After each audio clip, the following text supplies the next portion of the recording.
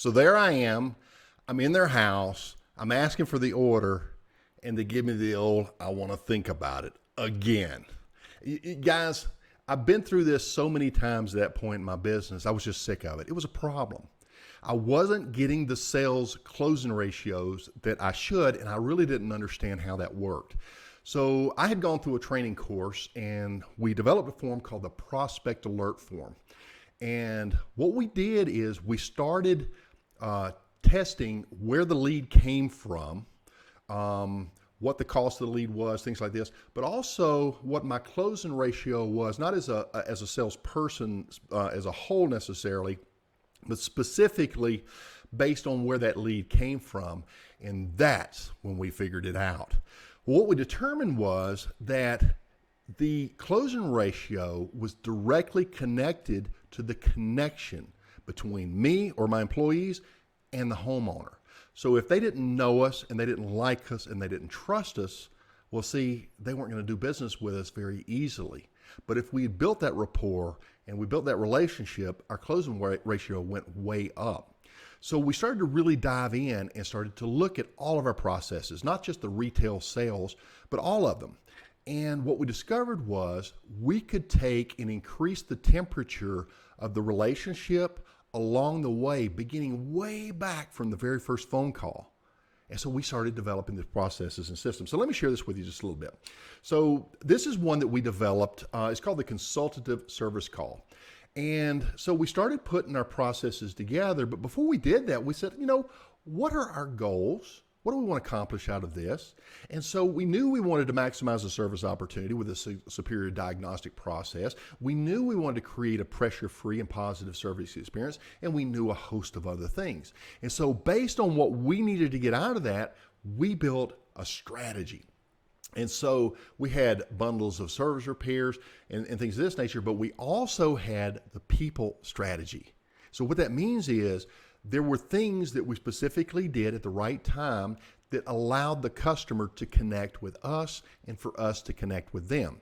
But before we could get there, we had to talk to the techs because, listen, if the technicians aren't on board and they're stuck in their old belief systems, well, this is the kind of stuff that you'll run into. I'm a service tech. I'm not a salesman, right? You heard that one?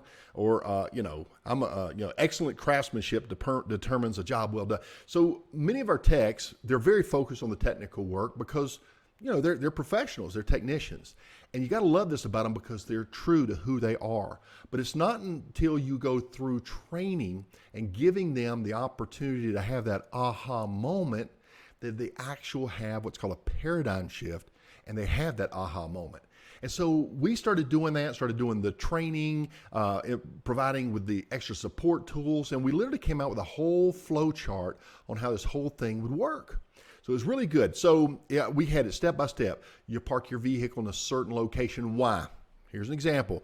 Customer opens the door, and what do they see? They see the uniform that matches the company they call. They see the vehicle right over the shoulder that matches the uniform. They see a photo ID badge, better in this picture, should be up here, with a picture that matches the technician's face. They should have received an email showing that technician's face. All that stuff starts matching.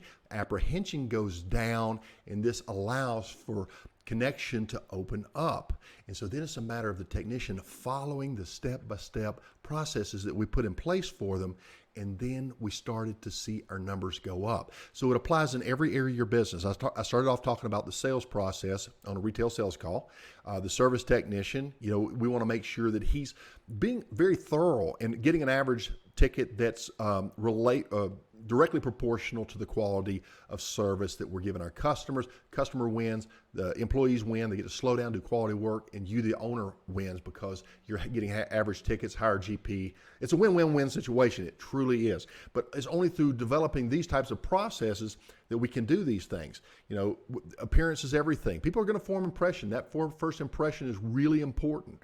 So interacting with the customer, being a professional, the vocabulary that you use, making sure that customer's engaged and part of the process, listening and asking. So we've got this entire process that we put together for our company. So what I'm suggesting to you is stop doing what you've always done.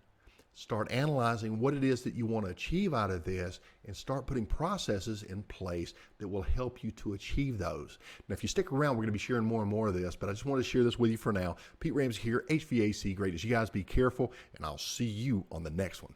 Y'all take care. Bye-bye.